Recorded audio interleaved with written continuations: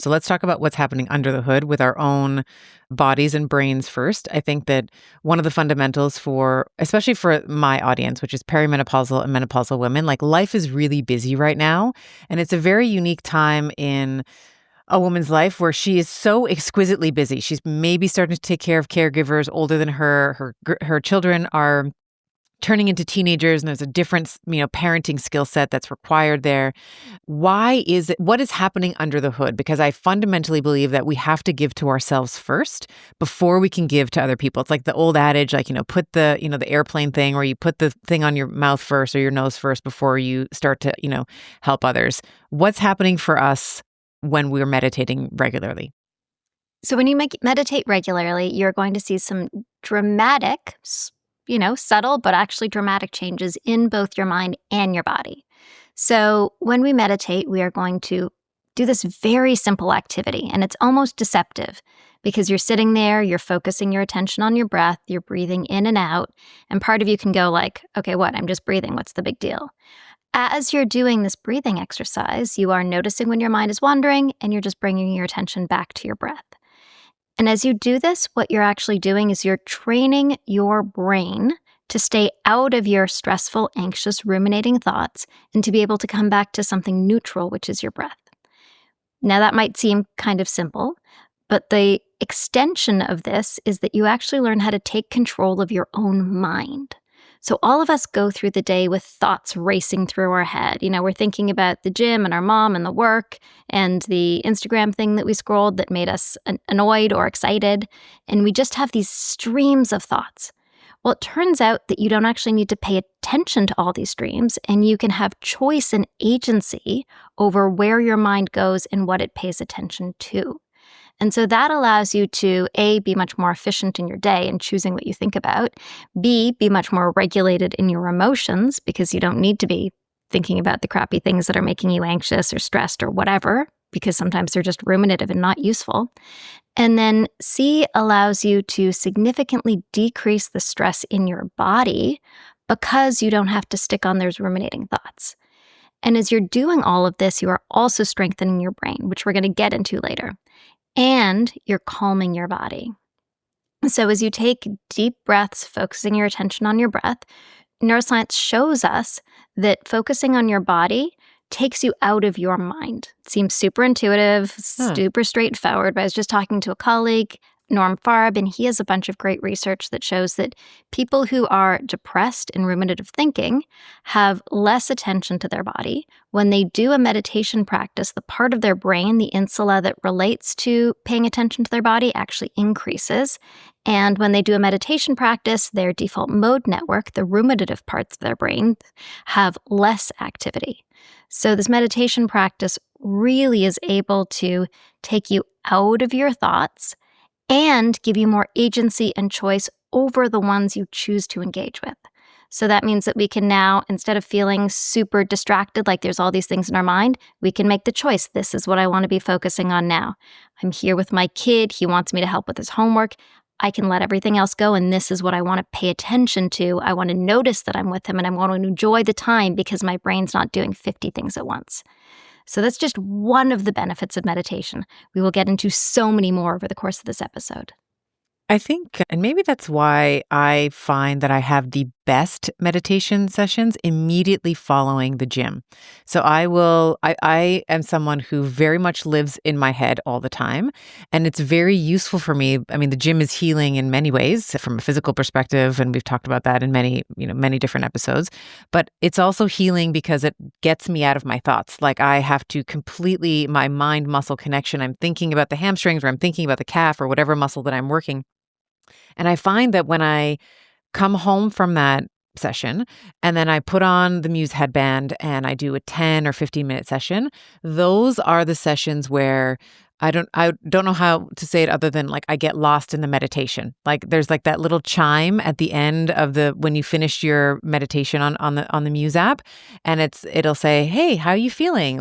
And I completely have lost all sense of time, and I feel like I've really gotten, I don't know what the word is. Maybe it's like enraptured. I go somewhere else. It's like a different dimension. Like I'm not quite conscious.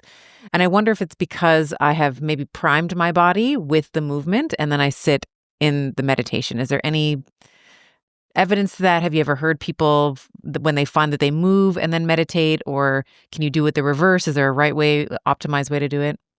Sure. So, this idea of moving, improving your meditation is real because you've gotten yourself into your body and because you're now flooding your brain with BDNF, which is brain derived neurotrophic factor, which is helping you build a better brain and helping you gain more cognitive control. You've also increased the oxygen to your brain. So, your brain now works better. It has more oxygen, it has more blood flow. And so, you're also able to better exert your cognitive control. So it's working on multiple dimensions when you pair exercise with meditation. But we don't want to give you more to do. You don't have to do it that way. Yeah. You can just take 5 minutes out of your day anytime. And when I say the words out of your day, to some people that even causes anxiety, but let's think about this as 5 minutes where you can just enjoy, 5 minutes where you can drop into a space of peace and calm. I know, the woman you described at the beginning, the busy, busy woman. I'm 46 years old, got the kids, got the aging parents, got all the things and the jobs. And sometimes all I crave so much is it for all to stop. Just let it stop for 5 minutes. Yeah. And, we'll talk all about the benefits to the mind and body of a meditation, but there's also just the simple benefit of making it all stop just for a few minutes, getting lost in that enraptured state. And sometimes in your meditation, you're so distracted and agitated that you can't get there. That's okay, because every day that you do it gets you closer and closer to getting to that state. And even little bits, even just the 5 minutes of deep breathing, calming your mind and body, working on yourself in that way is unbelievably rejuvenating. So I had a conversation the other day with a different colleague, Dr. Dave Vago. Both him and Norm are meditation neuroscientists. And Dave has a new amazing protocol that he does that allows him to see the movement of glymph in the brain during meditation. He uses an MRI to do it, an fMRI, and it's a totally new, unique methodology. And he was telling me that he has now demonstrated that during meditation, you are actually moving glymph through your brain in a way that is similar to sleep. So we might have heard like, oh, if you meditate, you need less sleep. I'm not going to tell anybody here to meditate instead of sleeping. Please also sleep. But it turns out that meditation really does have some of the rejuvenating benefits of sleep in that simple 5, 10, 15-minute exercise. And just for my listeners that are not familiar with the glymphatic system, just give us the back of the envelope explanation around what that is. Sure. So in our bodies, we have lymph, and we've all heard about the lymph system and how important it is to drain it in order to move lymph through your body, drain excess toxins, etc. It turns out that in your brain, you have a very similar system, and it's called the glymph system. So it's a system of fluid movement through your brain, and it does very much a similar thing to the glymph in your body. It flushes out toxins. Your glymph is particularly active through the night. So one of the reasons that we want to have deep sleep is because in deep sleep, your glymph systems are the most active, and it flushes out all of the accumulated waste from the day, including amyloid beta. So some people hearing might notice that amyloid beta, that is the thing that accumulates when you have Alzheimer's disease. There's a theory that one of the things that becomes so dysregulated prior to Alzheimer's disease is sleep. And so you don't end up moving glymph through your system and moving out the amyloid. And so there's a theory that deeper sleep can be very beneficial to staving off Alzheimer's for multiple reasons, including the fact that the movement of glymph in deep sleep flushes out amyloid beta toxins. It's looping this all the way back to the meditation study. In the conversation I had with Dave, he was suggesting that possibly this meditation activity movement of glymph could also be flushing out amyloid beta and be potentially staving off age-related cognitive decline in Alzheimer's as a result. That's fantastic.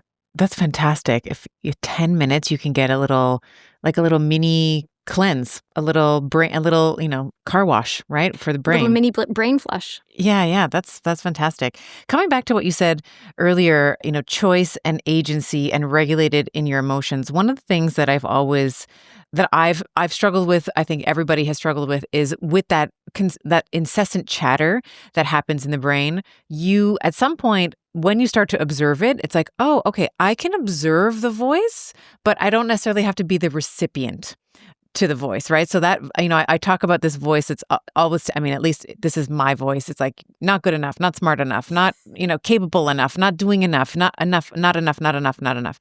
And there was I can't remember when it was, but I remember maybe it was after going to a seminar or reading a book. And I just remember thinking like, oh, I can just listen to it. Like, it doesn't have to yell at me, and I don't have to, like, I can just hear it, but I don't have to be the recipient to the messaging there. And I think that meditation really augments that, or really, really helps to differentiate that when you are able to be the observer of the voice. I'm like, oh, okay, there she is again. Wonder why she's here. Is she tired? Am I tired? Do I need a snack? It's like, where is this coming from? And then you can start to identify the patterns when that voice when that chatter starts to, increase in frequency. Yeah, so there's also a neuroscience correlate to that. So the chatter that we hear in our brain, the sort of monkey mind, as we call it in more Western interpretations of Eastern philosophy, that monkey mind has a real corollary in the brain, and that's your default mode network.